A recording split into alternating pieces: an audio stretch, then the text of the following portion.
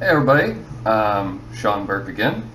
The reason why you see me in the same shirt as the last video is because I'm making this on the same day. I do change clothes regularly. Alright, so now we got that out the way.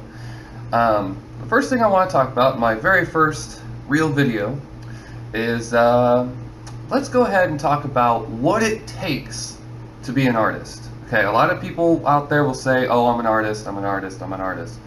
But when you really sit down and you talk with them, you realize they're not quite the artist that they want to, kind of be.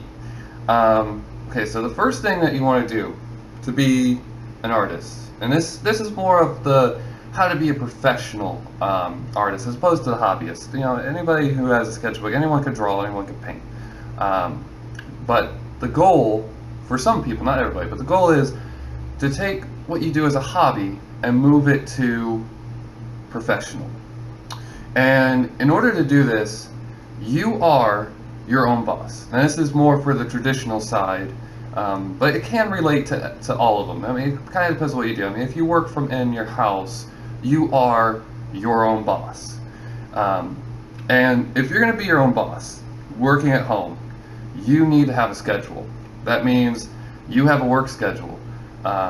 Believe me, I put in some weeks I'm putting in 80 hours a week or more to do the artwork that I do, and that's the major difference between a hobbyist and a professional artist is the workload. Even if you're not selling at the moment, you still have to produce. That means you have to be inspired. And to get inspiration, I'll go into that in a minute. I still want to touch on the workload. You have to produce all day, every day. Don't leave if you have to leave the house to get art supplies or to go to your regular 9-to-5 kind of job. Bring a sketchbook with you. You have to constantly be producing artwork. The more art that you can produce, the better chances you have at making it. Because a lot of the stuff in the art world, I mean, you have to teach yourself. You really do. You have to be disciplined in your artwork. You have to be disciplined as a person. You have to be mature. But yes, you have to sit down and draw or paint or whatever it is that you do. But you have to do it full time. And full time is a 40-hour work week. If you want to do this professionally, then you have to sit down, make a work schedule. I know when I first started, I was putting, literally a timesheet. I had it above my computer, and from 8 to 5, I was doing artwork, and yeah, now I don't need that worksheet anymore. I've disciplined myself, trained myself that when I wake up, have a little routine, shower, teeth, all that good stuff, and then go right into doing artwork. So yeah, I mean, that's the major step, is being able to sit down for long periods of time and do the work. Another thing that you need to do, what was I talking about? Anyway, I'll just keep on going. So once you have that down, the next step is being, oh yeah, inspiration. Inspiration, you have to have 24/7. If you're doing this professionally, you cannot afford to have an artist block. And really, when it comes to having an art block, it's not necessarily that it's a real block, because generally you're producing a ton of artwork during this time. It's not necessary. I want people to think of an art block as an evolution in your own art. It usually means that you are trying to, your brain is thinking of all sorts of things, and you're actually attempting to do maybe a different style, and you're not liking it. But keep the artwork that you do during this time.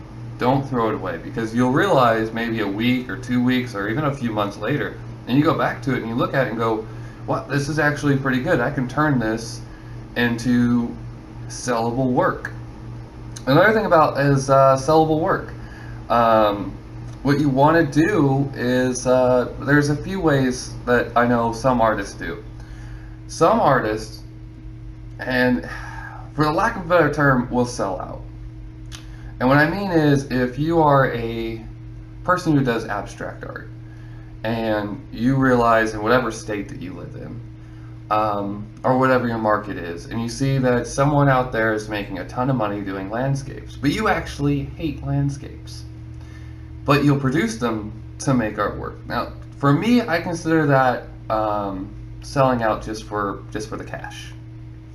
For me, if you're going to be an artist, you should stay true to your craft. You should be the #1 seller, or your #1 fan.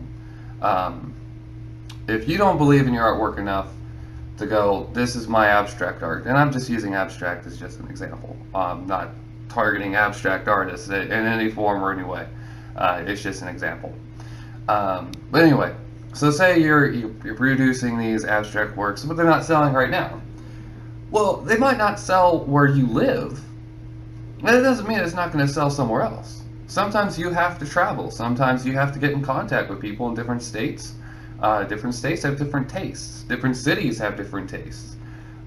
Different demographics of people. You know, ages 18 to 24, 24 to 32, 32 to 46. You know, these age differences. You know, sometimes you have to cater, sometimes you don't. But again, you got to stay true to your own craft. If you don't stay true to your craft, they don't know what you're going to produce. And there are artists out there who will start out doing something that I consider as selling out, just to put their name out there, and then later down the road they'll go and start doing the work that they really want to do. And of course, then there's that backlash. I always say, do the artwork that you yourself want to produce, because there's no backlash. There's not going to be someone out there going, oh, but you used to do all these really cool landscapes or all these really cool portraits, now you don't do them anymore. What's up with that? You know, if you stay true to yourself and you stay true to your own artwork, you're not going to get those journal posts or people coming at you going, why aren't you doing this? And because really, the only answer if you wanted to be truthful to the person asking these questions, would be, well, I just did it for the money, and I don't want to do it for the money anymore. I want to do it because this is the artwork that I originally wanted to do, but wasn't selling at the time. So I say just avoid that situation altogether. Another thing that you have to do when you're stepping into going from hobbyist, going to professional, is you need to have a lot of artwork. You need to have enough artwork so that if your artwork becomes, really, really popular, but you only have like 10, or you only have like 6 pieces, and if they all sell, all of a sudden you have no more art to sell. And if it takes you two weeks, a month, 2 months to create, that's a lot of time of not producing artwork, which means someone else could have been found by now. So you need to have a lot of artwork, tons of it, to be honest with you. You need to have tons of artwork. And they need to be stacked all the way up to your ceiling. And even if only 6 go, you got like 50 more pieces you can sell. Another thing too is if you're going to be a professional artist, and you have a piece, and say it's like 10 years old, you don't throw away your old artwork. Someone could come at you and email you or talk to your art dealer and go, hey, I really want something from this artist. Does he have any stuff, his older work? And of course, if you're throwing away artwork, you're literally throwing away money. And so someone would come at you and go, hey, I really, really like your artwork. I want something that's, that nobody else has. And a lot of times to do that, you got to go way, way back in the day, So you can't throw away artwork. Another thing is always have a sketchbook. A professional artist, or at least for me, I can go through an entire sketchbook in like 2 days. So I can sketch out 300 different pieces in 2 days. And that's usually what I'll do is I'll buy a new sketchbook and I will destroy the sketchbook. That's what I call it. I destroy. I just put sketch on top of sketch on top of sketch on top of sketch, and I produce. So you have to produce work. That's the main difference between a professional artist and a hobbyist. A hobbyist will maybe do a sketch or a painting maybe once every couple of months, but a professional artist is doing it every single day. Another thing is a budget. Now, this goes into pricing. Now, if you're going to price your artwork, it's a very dangerous thing to do. It's always going to be dangerous to price your work. Um, like right now my artwork does not have a price tag on it. And the reason why is because I currently am waiting for galleries to price my work. Right now I'm in the transition of going from commercial to traditional.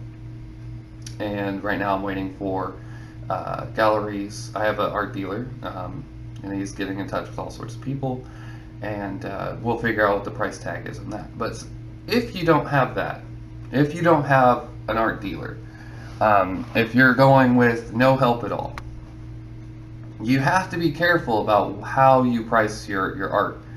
And the reason why I say that is because if your artwork should be selling for, say, $10,000, but you price your work at $500 or $100, you know, you have to work your way up. Whatever price tag you put on there, that's where you start. So if you're starting at $100 for, you know, 18 by 24 piece, well, now you gotta slowly work your way up to what it's really worth. So pricing your artwork is kind of hard.